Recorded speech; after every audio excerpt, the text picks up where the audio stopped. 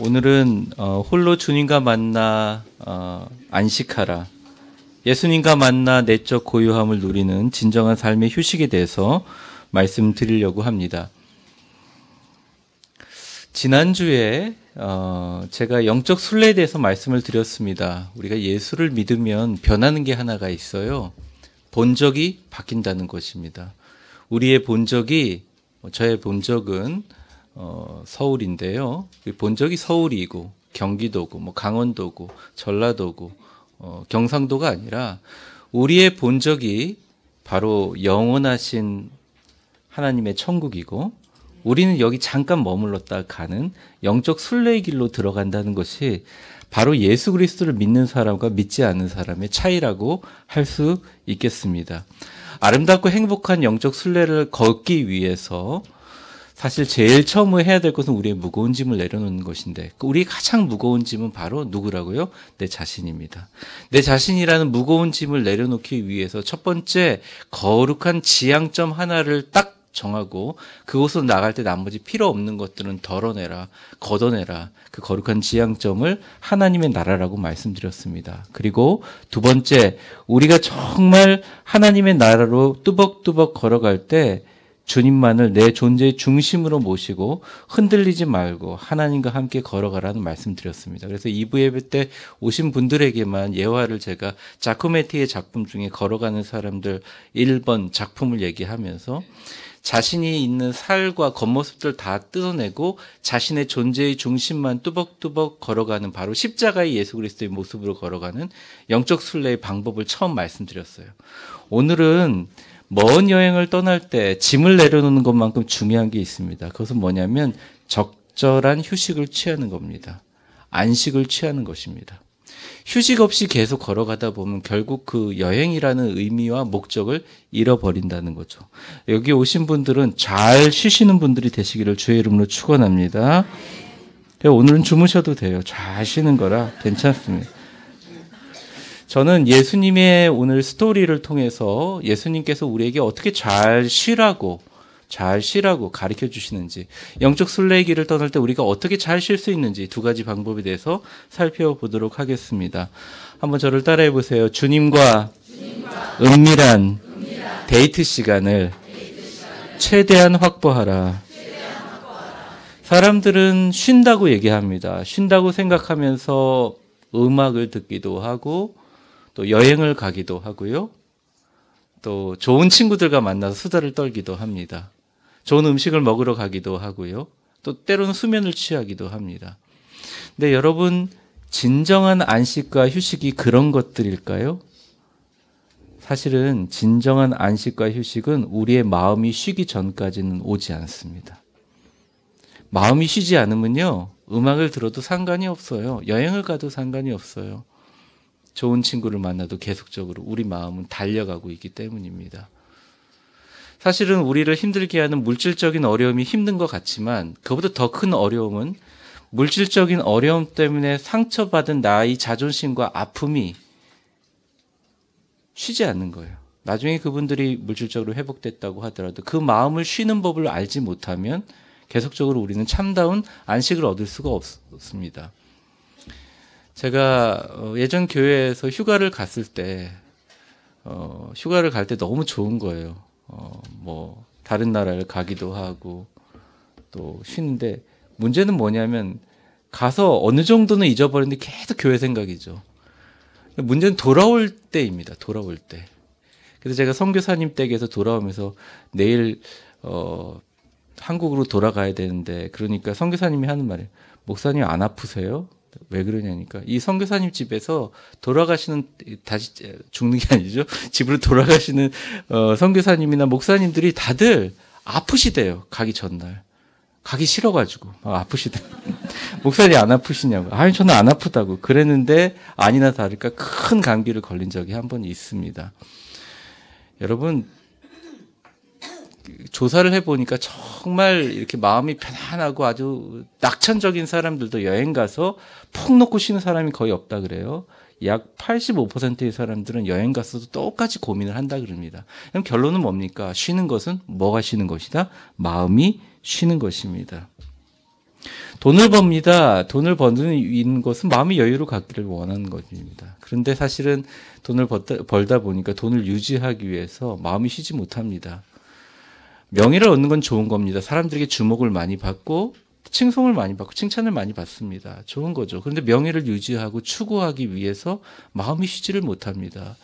요즘에 보면 명예를 추구하던 사람들이 그 명예를 지키기 위해서 고통스러워하고 또 그것이 한 번에 무너질 때 사정없이 사람들이 무너지는 모습을 보면서 과연 유명해지는 것과 명예로운 것과 돈을 번다는 것이 우리를 쉬게 할 수 있는가?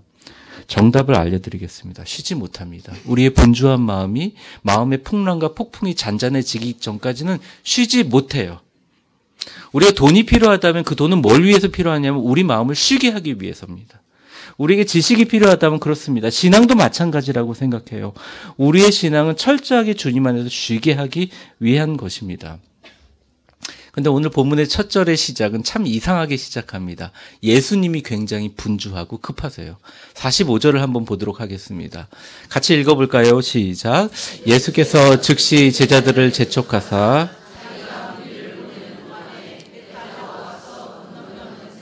벳세다로 가게 하시고, 내용이 그렇습니다. 예수님이 제자들을 막 푸시하고 재촉합니다. 뭐 하게 한다고요? 배를 탑니다. 배를 타라고 자꾸 그럽니다. 제자들은. 그리고 배를 타고 벳세다 요 뭇에서 저쪽으로 건너가는 호수를 건너 벳세다로 가게 막 밀어버립니다.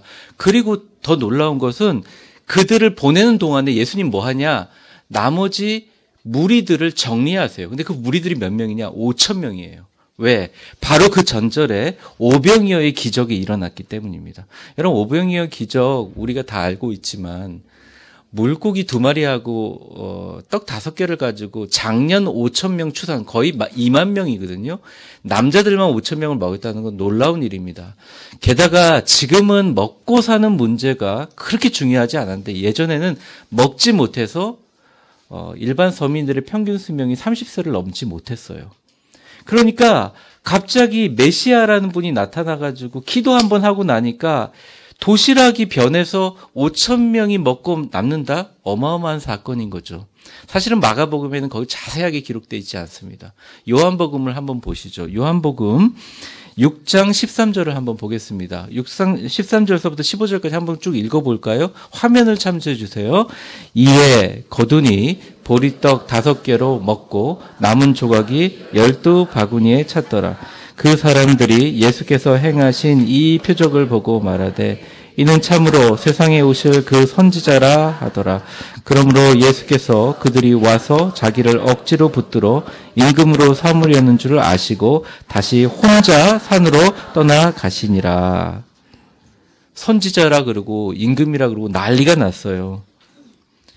여러분, 가장 강력하고 임팩트 있게 서민들을 움직이는 방법은 직접 입으로 들어가는 먹고 사는 현실 경제의 문제를 해결해 주는 왕이 최고인 것이죠. 게다가 말씀의 능력도 있죠. 기적이 일어나죠. 이사야에서 예언한, 에스겔에서 예언한 바로 엘리야 같은 선지자, 이사야에서 얘기하는 처녀가 아들을 낳을 것이니 그의 이름을 임마누엘이라 하는 선지자가 왔구나. 이 사람을 왕으로 세워야겠다. 난리가 난 거예요. 어마어마한 반응이 일어났어요. 그러면 제자들의 마음은 어떻겠습니까? 제자들의 마음이 으쓱해졌을 거예요. 내가 그동안 고생했던 거 보람 있구나. 제자들이 이제서야 예수님 떠나고 나서 내가 지금 예수님 따라다닌 진짜 보람을 찾았구나. 나도 이제 한 자리 하겠구나. 그리고 예수님이 다 끝나고 나서 12강주리에 다 그냥 먹을 것을 걷게 만듭니다. 주목받고 자랑하고 싶었을 겁니다. 내가 모시는 분이 예수님이고 메시아다. 내가 모시는 분 따라다녀라. 이렇게 얘기하고 싶었을 겁니다. 그런데 반응이 바로 그 절이 예수님이 제자들을 사람들과 딱 분리해버리세요. 그리고 얼른 그 헬라어 원어로 보면 얼른 급하게 막 푸시를 해가지고 배로 막 타게 만들어버려요. 그리고 배 타고 가게 하고 예수님이 혼자 남아가지고 5,000명을 정리를 합니다. 영어 성경마다 버전은 다른데 NIV에 보면 정리를 한다고 나와 있고 NASB에 보면 dismissed, 해산시킨다고 나와 있습니다. 여러분 5,000명 보내는 게 쉽겠어요? 보내고 나서 46절에 어떤 행동을 하신지 보겠습니다. 같이 읽어보겠습니다. 시작.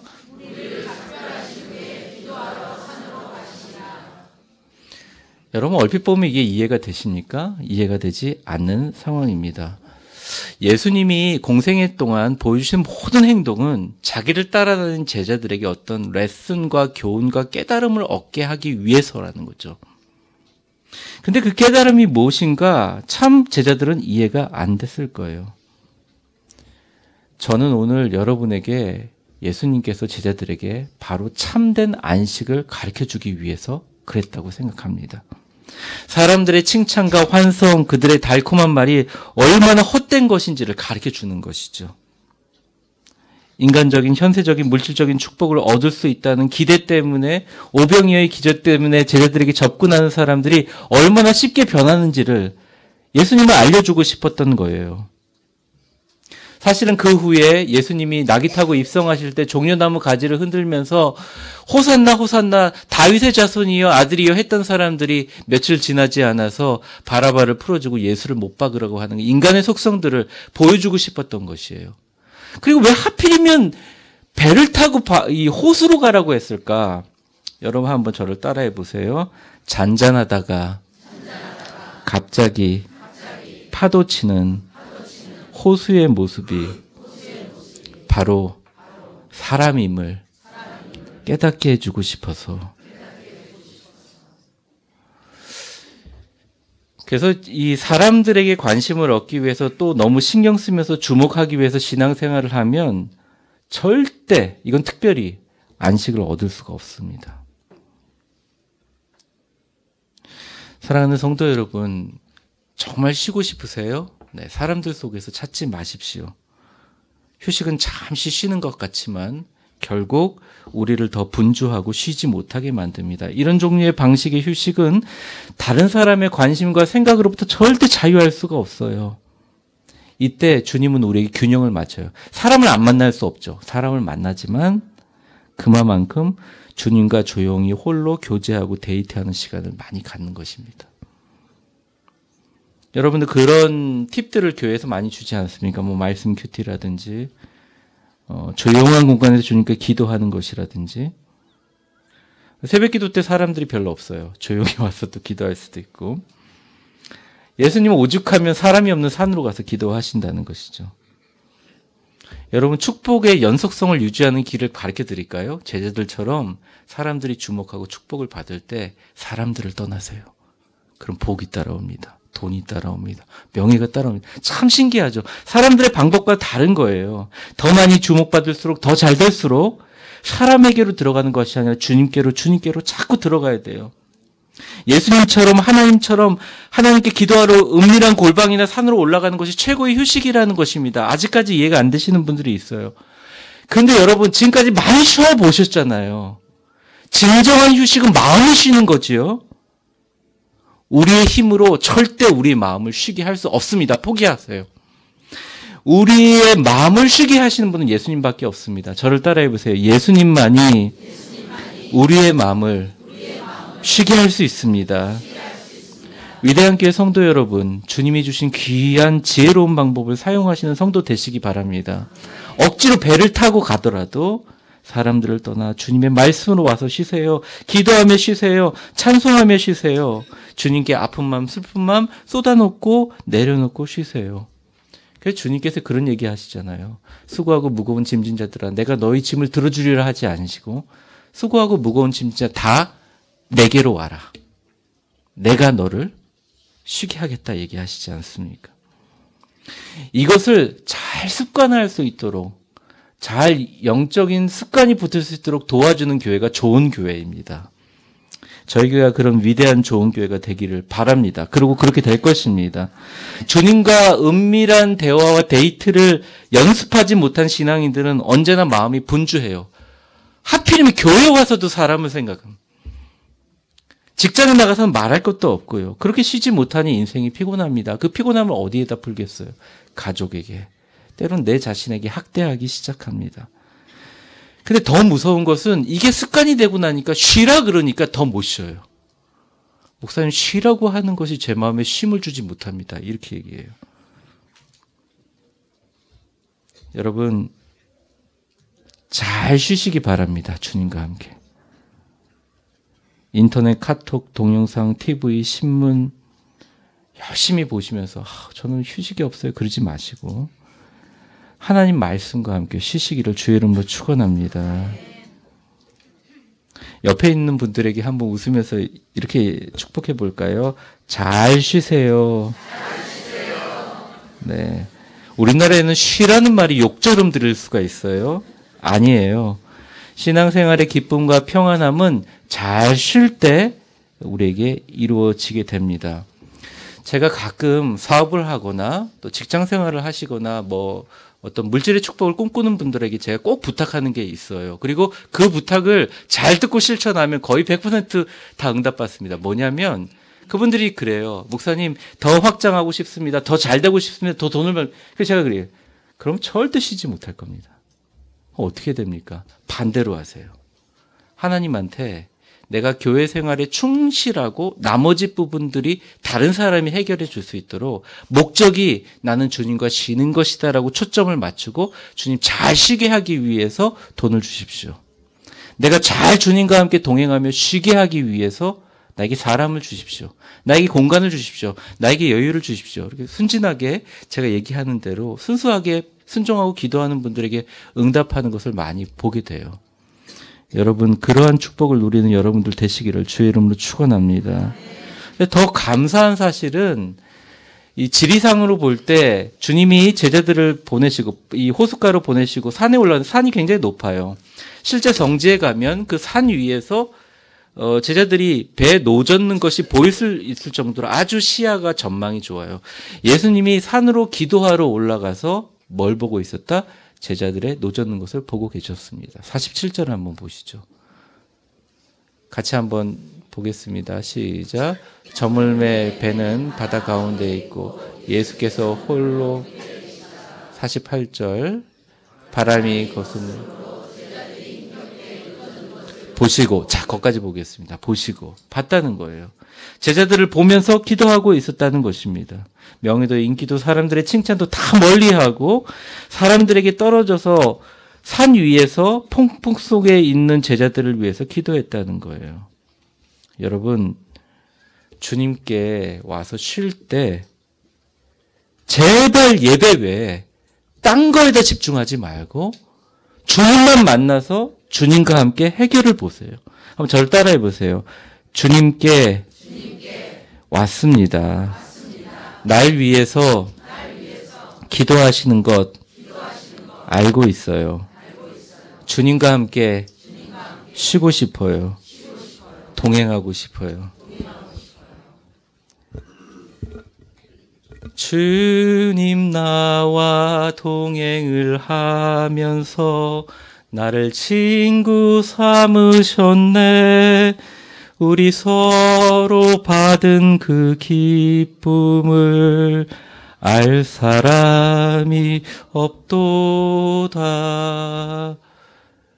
세상과 나는 간 곳 없고 구속한 주만 보는 것이 진정한 휴식이라는 거죠. 이런 진정한 마음의 휴식을 습관화하시는 위대한 성도 되시기를 바랍니다. 말 그대로 안심하세요. 평안할 안자에 마음 심자. 마음을 좀 평안하게 쉬라는 것입니다. 옆 사람 마지막으로 축복해 볼게요. 이제 그만 주님께 마음을 내려놓고 쉬세요. 주님과 함께 안심하세요. 그런 사순절이 되시기를 바랍니다. 두 번째라고 했죠. 두 번째는 뭐냐면 삶의 모든 순간이 주님께 은혜이고 기적임을 다시 한번 재상고하라는 것입니다. 47절과 48절에 보면 예수님께서 산에서 이렇게 보니까 제자들이 힘겹게 노를 막 젓고 있어요. 48절을 한번 보겠습니다. 48절에 같이 한번 읽어보겠습니다. 48절 시작. 바람이 거스름으로 제자들이 힘겹게 노젓는 것을 보시고 밤 사경쯤 바다 위로 걸어서 그들에게 오사 지나가려고 하시네. 네, 갑자기 바람이 불어요. 풍랑이 심해져요. 죽을 지경이 되었어요. 근데 49절을 한번 보세요. 49절에 예수님께서 얼른 내려왔어요. 제자들이 어떻게 반응합니까? 유령인가 하여 소리를 지릅니다. 제자들이 이렇게 질렀을까요? 유령인가 보다 이렇게 질렀을까요? 쫙! 그랬을 거예요. 아이고 깜짝이야. 저게 뭐야? 막 소리를 질렀다는 거죠. 여러분, 이 본문에서 참 예수님이 이해가 안 되는 행동 두 가지를 하십니다. 첫 번째는 48절 하반절인데 48절을 보시면 요 밑에 두 줄입니다. 한번 같이 읽어볼게요. 바다 위로 걸어서 그들에게 오사 구해 주시려 하심에 구해 주시려고 하셨어요? 지나가려고 하셨어요? 좀 이해가 안 되시죠? 이게 첫 번째 이상한 점입니다. 두 번째 이상한 점은 뭐냐면 51절을 한번 보겠습니다. 자, 같이 한번 읽어보겠습니다. 시작. 배에 올라 그들에게 가시니 바람이 그치는지라 제자들의 마음이 심히 배에 올라가서 바람아 잔잔하라 파도에 잔잔하라 했습니까? 안 했습니까? 본문상에 보면 잠깐 올라가서 텀을 두셨어요. 잠깐 계셨어요. 그리고 가만히 있으니까 영어 성경에 보면 바람이 죽었더라. 왜 이런 행동을 하셨죠? 거기에 대한 답이 나와 있습니다. 중간 설명 생략하고 제가 52절을 읽으면 거기 답이 나와 있습니다. 52절을 같이 한번 읽어보겠습니다. 52절 시작. 이는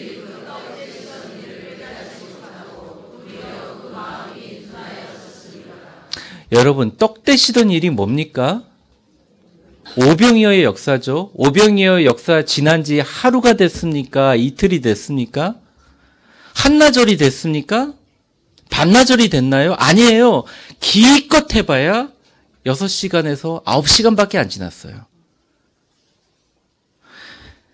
여러분, 주님께서 사람들과 분리해서 좀 쉬라고 배 타고 가는데 우리 제자들이 가면서 무슨 얘기했을까? 이야, 주님 짱이다. 잘 내가 지도자를 선택했구나. 내 앞길이 이제 탄탄대로다. 주님께서 가르쳐 주셨잖아요. 그렇게 잔잔하던 호수가 난리를 치는 거예요. 근데 깨닫지 못했어요.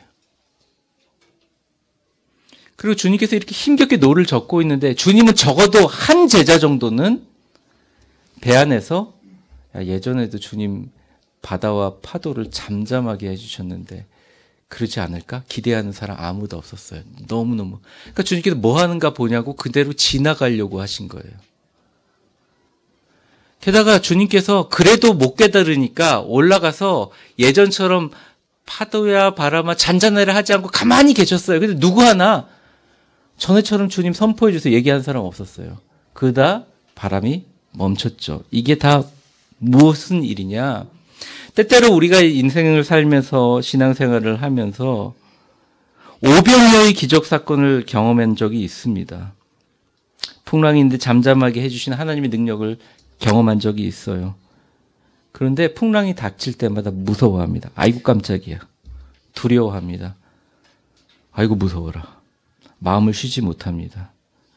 주님이 내 곁에 오셔서 가까이 오셨는데도 불구하고 영적으로 성령 충만해서 인식하지를 못하고 그러니까 어떻게 보면 예민하게 느끼지만 아이고 귀신이야 깜짝 놀랍니다. 그 귀신 정도는 아니지만 제가 길거리 가다가 이제 우리 성도들 만나서 안녕하세요. 그러고 아이고 깜짝이야 이러신 분들이 있어요. 제가 뭐가 잘못했나 이런 생각이 있어요.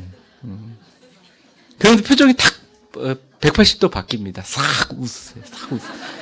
교회 때 표정이 탁 나오세요. 저도 웃으면서 갑니다. 여러분 주변에 주님이 지금도 역사하고 계십니다. 같이 계십니다. 산 위에서 우리를 구해주시러 이미 내려오셨다는 거예요. 그냥 여러분들이 이 자리에 있는 것이 아니라 오병이어의 기적처럼 우리 위대한 교회를 만들어 주셨습니다. 그런데 잊어버렸어요. 우리를 자녀 삼아 주시고 우리가 기도하면 천군 천사를 부를 수 있게 해주셨어요. 십자가의 구원의 기적을 보내주셨어요. 이러한 은혜와 축복과 기적의 산물이 바로 여러분들입니다. 근데 이것을 잊어버리면 우리는 늘 두려워하고 쉬지 못하고 안식이 없다는 것을 주님이 제발 깨닫기를 원했다는 거예요. 근데 여러분들 52절이 마지막 절인데 52절 다시 보여주세요. 깨달았습니까? 깨닫지 못했습니까? 깨닫지 못하고 도리어 그 마음이 둔하여졌습니다. 그 마음이 영어 성경으로 말하면 딱딱해졌다 이렇게 얘기합니다. 여러분 저는 마가복음을 읽으면서 특별히 마가복음은 이적 사실에 주님의 기적 사실에 대해서 되게 자세히 설명합니다. 여러분들 마가복음 4장에 보면요. 지금 6장이잖아요. 4장에 보면 4장 35절에서부터 41절까지 제가 읽을 테니까 한번 보세요. 그날 저물 때 제자들에게 이르시되 우리가 저편으로 건너가자 하시니 그들이 무리를 떠나 예수를 배에 계신 그대로 모시고 가매 다른 배들도 함께 하더니 큰 광풍이 일어나 물결이 바다에 배에 부딪혀 배에 가득하게 되었더라. 예수께서 고물에서 베개에 베고 주무시더니 제자들을 깨우며 이르되 선생님이여 우리가 죽게 된 것을 돌아보지 아니하시나이까 하니 예수께서 깨어 바람을 꾸짖으시며 바다더러 이르되 잠잠하라 고요하라 바람이 그치고 아주 잔잔하여지더라. 이 제자들이 이르시되 어찌하여 이렇게 무서워하였느냐 너희가 어찌 믿음이 없느냐 하시니 그들이 심히 두려워하여 서로 말하기에 그가 누구이기에 바람과 바다도 순종하였느니라. 예수님이 똑같이요. 배에 올라가지고 그 모습을 그대로 보여주는데 누구 하나 예수님 보고 그대처럼 왔다 안심이다 이게 아니라 다 놀라가지고 아이고 귀신인데 왜 올라오시죠? 어떻게 그러시지? 다 이러고 있는 거예요. 똑같은 상황이죠. 지금도. 누구 하나 전능하신 우리 하나님께서 구해주실 거다. 그런 확신을 가진 제자들이 보이지 않는 것입니다. 그걸 끝까지 깨닫지 못했어요. 게다가 그 후에 5장에 보면 바로 6장 전장입니다. 거라사에 군대 귀신 들린 사람이 있었어요. 그 사람 쫓아주니까 귀신들이 얼마나 많이 들었냐면 그 귀신이 나가니까 그 귀신들을 사람들이 가면 피해가 입을까 봐 돼지떼로 보냈습니다. 돼지떼 2,000마리가 바다에 가서 몰살하는 일이 일어났어요. 지나가다가 예수님께서 12회의 혈루증 여인들을 고쳐주시면서 그 동시다발적으로 자기가 가지도 않았는데 야이로의 회당장 딸의 그 목숨이 잃어버렸습니다. 울고 낭만한데 걱정하지 마라 날 따라오라 그러면서 달리다금하고 살리셨어요. 죽은 자를 살리셨어요. 그리고 그 폭풍 치던 그날 오후에도 오병이어의 기적을 일으켰습니다. 어떻게 주님을 그렇게 까마귀 고기 먹은 것처럼 새카맣게 싹 잊어버릴까요? 그리고 주님 나타나니까 엄마야 귀신이야 이렇게 호들갑을 떠는. 주님은 지금도 우리에게 꼭 깨닫게 하고 싶어요. 사람 바라보지 말고 나 바라봐. 다 폭풍이야. 다 바람이야. 잔잔한 것 같이 언제 변할지 몰라. 나만 바라봐. 기억 안 나? 네가 이 자리까지 오기까지 오병이어 기적이 있었어. 너가 이 자리에 오기까지 내가 너를 고치고 치유했어. 내가 이 자리까지 너를 향한 사랑은 한 번도 멈춘 적이 없단다. 나는 너의 전능하신 하나님이라. 지금까지 너를 사랑하고 인도했던 위대한 하나님이다. 얘기하신 거예요. 그래서 주님께서 배에 올라가시면서 한마디 툭 던집니다. 그게 50절입니다. 한번 읽어보도록 하겠습니다. 시작. 그들이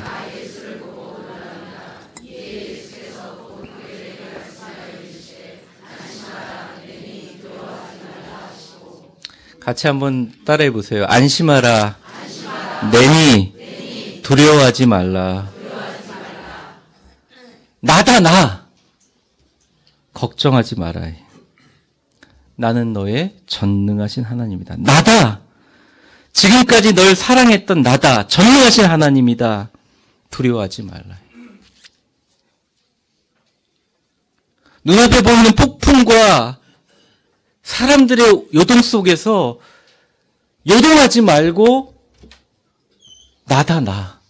귀신이야 그러지 말고 나다 나. 나는 전능하신 너의 하나님이다. 예수님이 그렇게 얘기하는데 깨닫지 못합니다. 어쩌면 이 제자들의 모습이 저와 여러분의 모습일 수도 있다는 것입니다. 혹시 여러분 지금까지 말씀도 읽고 예배도 드리면서 주님과 가까이 하려고 무진장 노력을 하시는데 여전히 마음에 쉬지 못하는 분들이 혹시 여기 계십니까? 여러분 그렇다면 주님의 휴식 방법을 하나 가르쳐 드릴게요. 그게 뭐냐면 여러분이 지금 이 자리까지 오게 하신 주님의 기적과 은혜와 축복을 다시 한번 상기해 보세요. 그러면서 여러분이 어떤 주님의 존재인지 정리해 보시라는 것입니다. 그 진짜 깨달음을 얻는 사람에게 휴식이 있다는 것입니다. 저를 한번 따라해 보세요. 아, 주님은 전능하시구나. 위대하시구나. 지금도 풍랑 가운데 나를 보고 건너오셨구나. 나를 사랑하셔서 기적을 준비하시는구나.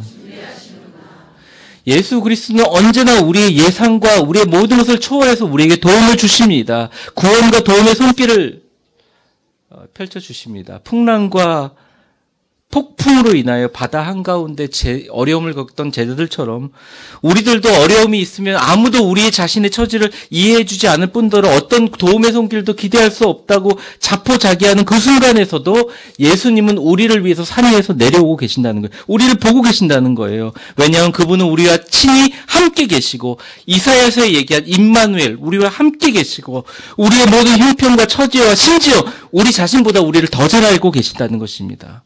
저는 그래서 그렇게 생각합니다. 신학자로서, 또 신학대학 교수로서, 담임 목사로서 기독교에서 믿음이란 과연 무엇인가? 믿음이라는 단어를 한 단어로 정의한다면 한번 저를 따라해주세요. 믿음이란 나의 삶에, 나의 인생의 모든 순간들이 하나님의 기적과 은혜임을 인식하는 것이다.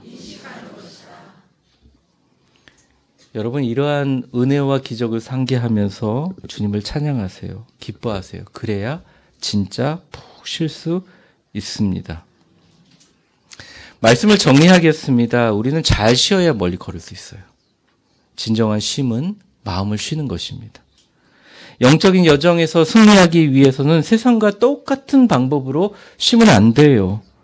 당장 사람들을 만나는 시간보다 주님의 말씀과 십자가에 달린 주님과 깊고 은밀한 데이트 시간을 많이 가지세요. 그래야 쉴 수 있습니다. 두 번째, 마음의 풍랑이 일 때 늘 생각하세요. 풍랑을 잠잠하게 하고 떡 5조각과 물고기 2마리로 5,000명을 먹이시고 군대 귀신을 몰아내시고 죽은 자를 달리다금하고 살리신 그 하나님의 기적과 결과와 증거와 은혜의 간증이 바로 내 인생이다. 찬송가만 이것이 나의 간증이요, 이것이 나의 찬송이니 하는 것이 아니라 그것들을 다시 생각할 때 삶의 모든 순간이 주의 은혜임을 다시 소망 가운데 믿는 것입니다. 그러면 마음의 안식을 얻게 되십니다. 지금도 주님은 인생의 폭풍 가운데, 마음의 풍랑 가운데 우리들이 깨닫게 되기를 원하십니다. 혹시 지금 말씀을 들으면서 목사님 그럼에도 불구하고 저는 노는 게 더 쉬는 것 같아요. 네. 균형을 맞추자는 거죠. 저는 사람들과 함께 사람들 얘기하는 게 더 쉬운 것 같아요. 제 말씀은 균형을 맞추자는 거죠. 주님을 조금 더 생각하고 주님과 함께 쉬는 시간을 많이 만들자는 거죠. 주님은 지금도 우리가 깨닫기를 원하십니다. 나의 삶이 늘 주님의 사랑과 은혜의 연속성이 있다는 것을 깨닫는 순간 그 각성으로부터 우리 안에 평안이 시작되게 된다는 것입니다. 주님은 어쩌면 여러분에게 지금 이렇게 얘기하는 줄 몰라요. 저를 한번 따라해 보세요. 나는 너를 바라보고 있다. 나는 너와 함께 있다. 나는 전능하신 하나님이다. 나는 너를 위하여 일하는 기적과 능력의 위대한 하나님이다. 너를 향한 나의 사랑은 단 한 번도 지금까지 멈춘 적이 없다. 나다. 그러니 안심하고 무서워하지 마라. 옆 사람 한번 축복해 보겠습니다. 안심하시고 무서워하지 마세요. 이런 깨달음과 휴식이 넘치는 아름다운 영적 순례의 사순절이 되시기를 축복합니다.